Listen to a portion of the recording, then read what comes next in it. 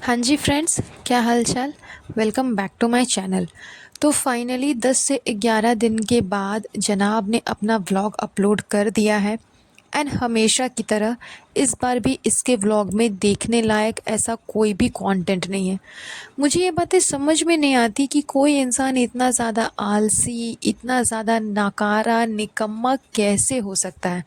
मतलब कोई एफर्ट्स नहीं डालना, कुछ भी नहीं करना है, सिर्फ कैमरा उठा करके hi guys, hi friends, yes yes yes yes, चीज़ें चीज़ें चीज़ें, बस यही करना है।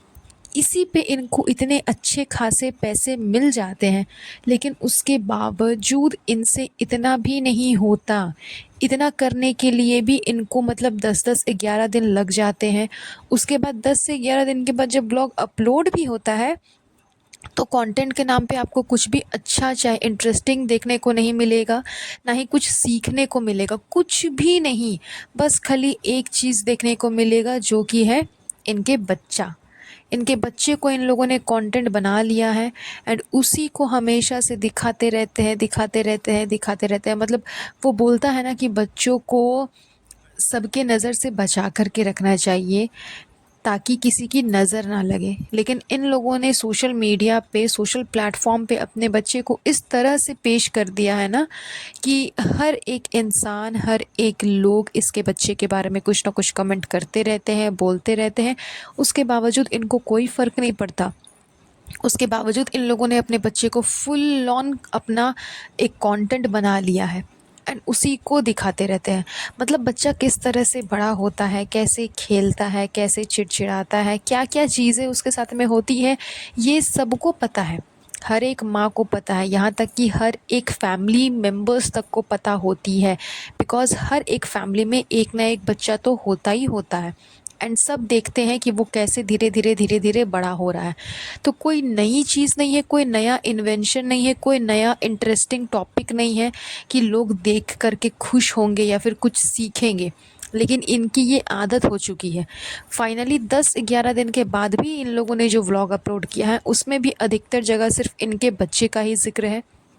अधिकतर वीडियो में आपको सिर्फ रूहान ही देखने को मिलेगा। उसकी हरकतें, वो कैसे खेल रहा है, वो कैसे चिड़चिड़ा रहा है, वो कहाँ जा रहा है, वो क्या कर रहा है, बस वही सब। इसके अलावा समथिंग न्यू कुछ भी नहीं। एक आध चीज़ें इन लोगों ने डाली, जो कि था इनके ब्रांड का जो नेम है, उससे रिलेटेड स्टिकर्स वगैरह, उससे रिलेटेड पेपर्स, जो कि रैप कर कर के इनके प्रोडक्ट के साथ आएंगे लोगों तक। मतलब कि जब आप कोई चीज़ ऑर्डर करते हो तो उसकी पैकेजिंग होती है ना, तो पैकेजिंग पे इनका लेबल DKI जो है वो लगा हुआ था। तो किस तरह की पैकेजिंग होगी, किस तरह का उसमें पेपर रैप होगा, वो सारी चीज़ें जनाब ने दिखाई। तो इसमें कुछ नया नहीं था। सबने लेबल देख ही लिया है कि लेबल DKI का जो जिस तरह से पिक्चर बना हुआ है, वही लेबल आपको पैकेजिंग पे मिलेगी। तो इसमें कुछ नया तो नहीं था। एंड इसके बाद भी जनाब बता रहे हैं कि 10 से 11 दिन अभी और लगेंगे इनकी वेबसाइट को लॉन्च होने में। मतलब 10-11 दिन का गैप इन लोगों ने लिया, उसमें पता नहीं इन लोगों ने क्या किया। जनाब की तबीयत ख़राब हो गई थी एक वीक के लिए रूहान की तबीयत ख़राब हो गई थी। एंड अब फाइनली एक वीक के लिए मैडम की भी तबीयत ख़राब होने वाली है। तो जब इनको पता है कि इनकी तबीयत ख़राब हो रही है, एक के बाद एक के बाद एक के बाद एक कर करके, तो ये लोग प्रिकॉशंस क्यों नहीं लेते। मैडम को आप देख लो, उसकी तबीयत ख़राब है, उसके बावजूद रूहान को सामने से जा कर के किस करना, लिप टू लिप किस करना, उसके सामने जाना, उसके पास रहना, मतलब उससे एकदम फ्रेंडली हो कर के उसके सामने जा कर के उसके साथ में खेलना। तो इस सब चीज़ से तो वायरस फैलेगा ही फैलेगा। लेकिन मैडम को कोई फ़र्क नहीं पड़ता कि उनके बच्चे को वायरस होगा, तबीयत फिर से ख़राब हो जाएगी, कोई फ़र्क नहीं पड़ता। जबकि अभी कुछ टाइम पहले ही उसकी तबीयत ख़राब थी। एंड ये बातें जनाब ने ही अपने ब्लॉग में बताई कि पहले जनाब की तबीयत ख़राब हुई, उसके बाद रूहान की तबीयत ख़राब हुई। तो ज़ाहिर सी बात है कि ये लोग प्रिकॉशंस नहीं लेते, ये लोग सेफ्टी का ध्यान नहीं रखते। ये लोग ये नहीं देखते कि हमारी तबीयत ख़राब है तो चलो हम अपने बच्चे से दूर रहते हैं, ज़्यादा सामने नहीं जाएंगे, ज़्यादा पास नहीं जाएंगे, नहीं, इनको कोई फ़र्क नहीं पड़ता। ये उसके साथ में खेलते रहते हैं, व्लॉग शूट करते रहते हैं, वीडियोस बनाते रहते हैं। इनकी ये आदत है जिस वजह से वायरस फैलते रहता है एंड धीरे धीरे करके सबकी तबीयत ख़राब होते रहती है। जब रूहान की तबीयत ख़राब हो चुकी है पहले ही ऑलरेडी, फिर भी मैडम ने उसे हॉस्पिटल लेकर के गई। उनको कोई फ़र्क नहीं पड़ रहा है कि इतनी वायरस वाले जगह में मैं इतने छोटे बच्चे को क्यों लेकर के जाऊं। अक्सर आप लोगों ने ये बातें सुनी होगी कि छोटे बच्चों को हॉस्पिटल नहीं ले जाया जाता, एंड रूहान तो इतना ही छोटा है जिसकी बात ही नहीं कर सकते, लेकिन फिर भी मैडम उसे अपने साथ लेकर के गई। अब यहाँ पे कुछ अंधभक्त बोलेंगे कि दीपिका की तबीयत ख़राब थी तो शुएब उसे अपने साथ लेकर के डॉक्टर के पास में गया, तो रूहान को कहाँ छोड़ देते हैं? क्यों? अम्मी नहीं है, सुटारा बेगम है ना, चबूतरा है ना, आप एक आध 1.5 घंटे के लिए रूहान को उनके पास छोड़ सकते थे। या फिर चलो 1 आध घंटा नहीं लगेगा, उससे ज़्यादा ही समय लग रहा था, तो कौन सी इतनी बड़ी आफत हो रही थी। इवन यहाँ तक कि खुद मैडम साहिबा की मम्मी भी है, उनके पास तो रूहान बहुत अच्छे से रहता है, उनके पास छोड़ देती। उसे जानबूझ करके वैसे वायरस वाले जगह पे ले जाने की कोई ज़रूरत नहीं थी।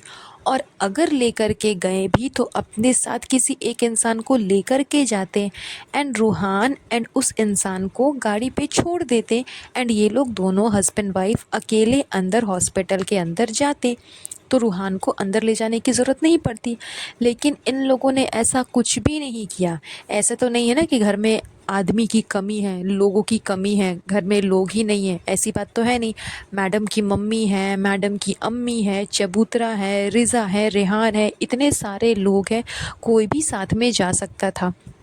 यहाँ तक कि धर्मदादा हमेशा अवेलेबल रहते हैं, वो भी साथ में जा सकते थे। इनमें से कोई भी रूहान को आधे 1 घंटे के लिए पकड़ सकता था, गाड़ी में रख सकता था अपने साथ। मुश्किल से मैडम को आधा से 1 घंटा लगता हॉस्पिटल के अंदर, उसके बाद तो वो गाड़ी में आ ही जाती, तो रूहान के साथ वो रह लेती। लेकिन ऐसा कुछ भी करने की ज़रूरत इन लोगों ने नहीं समझी, बिकॉज़ इनको फ़र्क ही नहीं पड़ता कि हमारे बच्चे के साथ में क्या हो रहा है, वो किस तकलीफ़ से गुज़रेगा अगर उसकी तबीयत ख़राब हो जाती है तो। बस नौटंकी दिखाना है कि मेरे बच्चे को चोट लग गई। बीच में एक बार सडनली रूहान को जो चोट लग गई थी, तो मैडम ने कितना ड्रामा किया था कि 1 घंटे तक बेचारी रो रही है, बेचारी को बहुत तकलीफ़ हो रहा है क्योंकि रूहान को चोट लग गई, थोड़ा सा ब्लड निकल गया, ऐसे हो गया वैसे हो गया, जबकि कोई फ़र्क नहीं पड़ता मैडम को, ज़रा सा भी फ़र्क नहीं पड़ता। अगर उसे फ़र्क पड़ता तो वो इतना ज़्यादा केयरलेस नहीं होती अपने बच्चे के प्रति जितना ज़्यादा मैडम केयरलेस है। इतनी तबीयत ख़राब होने के बावजूद मैडम की, वो आराम से उसके आसपास घूम रही है, उसके साथ में खेल रही है, उसे लिप टू लिप किस कर रही है। मतलब कोई फ़र्क नहीं पड़ रहा कि वायरस फैल सकता है, रूहान की तबीयत फिर से ख़राब हो सकती है।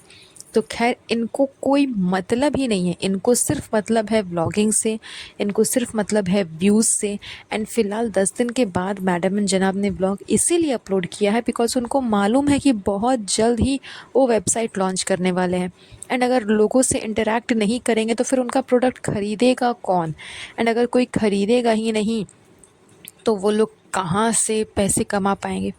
ऊपर से जनाब ने ये भी बोल दिया कि बहुत फ़ेक चैनल्स भी ओपन हो चुके हैं, बहुत फ़ेक पेजेस भी ओपन हो चुके हैं जो कि प्रोडक्ट ऑलरेडी बेच भी रहे हैं मैडम एंड जनाब के नाम से।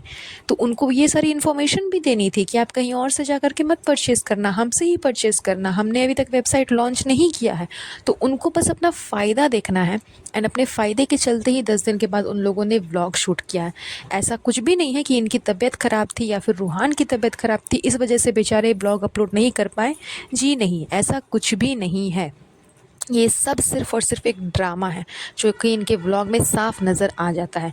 इतना होने के बावजूद मैडम को थोड़ा सा तो केयर दिखाना चाहिए अपने बच्चे के प्रति, बिकॉज़ इनका बच्चा पहले तो प्री मैच्योर है, उसके बाद बहुत सारी चीज़ों का सामना उसने किया है, बहुत कुछ फेस किया है। तो आई होप अभी भी मैडम को अकल आए एंड वो अपने मैन चाइल्ड से ज़्यादा अपने नए वाले चाइल्ड पे ध्यान दे।